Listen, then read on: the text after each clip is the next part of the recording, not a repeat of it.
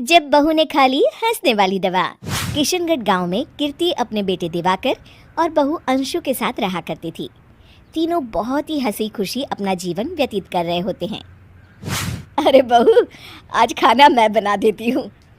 नहीं माँ जी, आप क्यों तकलीफ कर रही हैं? आप आराम कीजिए, खाना मैं ही बनाऊंगी। कितनी अच्छी बहू मिली है मुझे, भगवान ऐसी बहू सबको दे। सब कुछ ठीक चल रहा होता है कि एक दिन गलती से अंशु हंसने वाली दवा खा लेती है। बस उस दिन से सब कुछ बदल जाता है। अरे बहू, मेरे घुटनों में बहुत दर्द हो रहा है, ज़रा बाम तो दे दे। अरे बाम लगा कर क्या करोगी माँ जी? मैं पाँव दबा देती हूँ। अरे एक तो मुझे पाँव दर्द हो रहा है, ऊपर से तुम हंस रही हो। आई एम सॉरी माँ जी।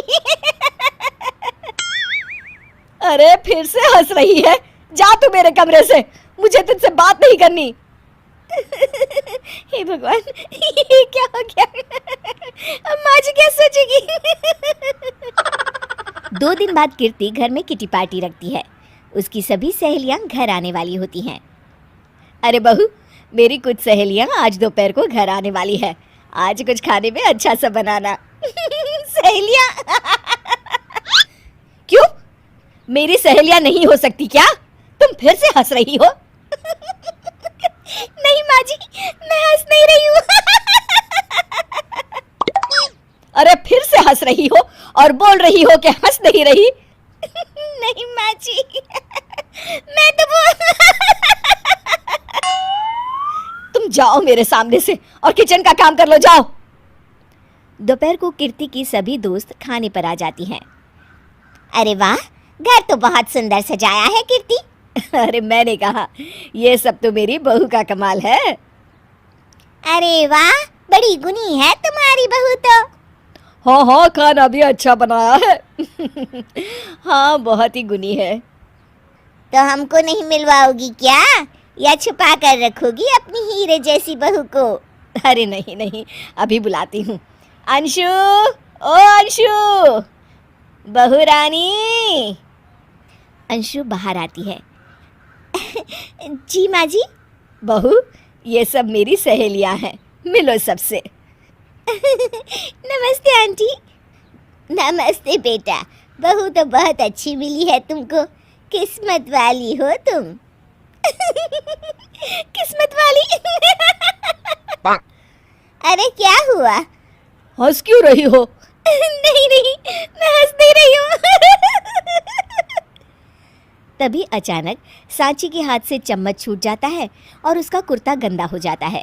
अंशु फिर से हंसने लगती है।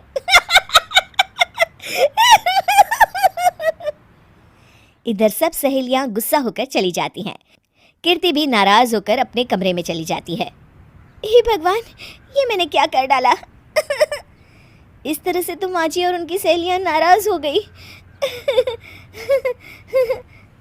अगले दिन, बहू, ओ बहू, किधर हो?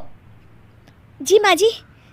जल्दी से मेरे साथ चलो, पड़ोस वाले शर्मा जी की हार्ट अटैक से मौत हो गई है, उनके घर बैठक के लिए जाना है। अंशु तैयार होकर आ जाती है। थोड़ी देर में दोनों शर्मा जी के घर पहुंच जाती हैं। वहां पर सब रो रहे होते हैं। कीर्ति शर्मा जी की बीवी के पास बैठकर उन्हें सांत्वना देने लगती है। बड़े अच्छे इंसान थे मेरे पति। अच्छा। तुम हंस क्यों रही हो? वो अच्छे थे। हाँ हाँ, बहुत अच्छे थे अंकल। अरे अंशु, हंस मत। माँ जी, मैं हंस नहीं रही। मैं तो आंटी जी को बस दिलासा दे रही थी।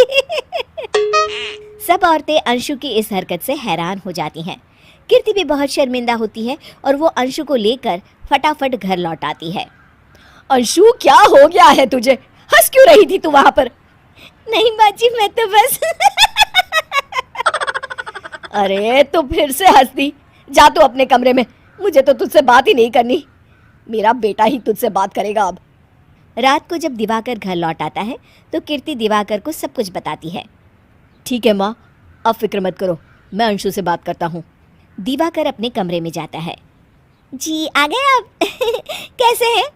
मैं तो ठीक हूँ, बस सर में हल्का दर्द है। सर में दर्द? अरे इसमें हंसने की क्या बात है? नहीं, मैं हंस नहीं रही हूँ। मुझे तो फिक्र हो रही है आपकी।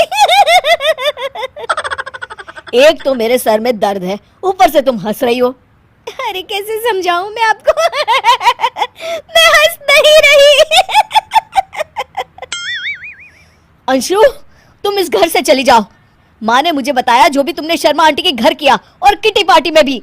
नहीं जी, मैं ऐसे नहीं हूँ। तो अभी क्या हुआ था? क्यों हंस रही थी तुम? रुकिए, मैं आपको सब कुछ बताती हूँ। बताती हूँ आपको सब कुछ। अंशु डायरी में लिखकर दिवाकर को पढ़ने देती है। कुछ दिनों पहले मैंने गलती से हंसने वाली दवा पी ली थी, जिसकी वजह से ये सब हो रहा है। इसका असर कुछ दिन और रहेगा।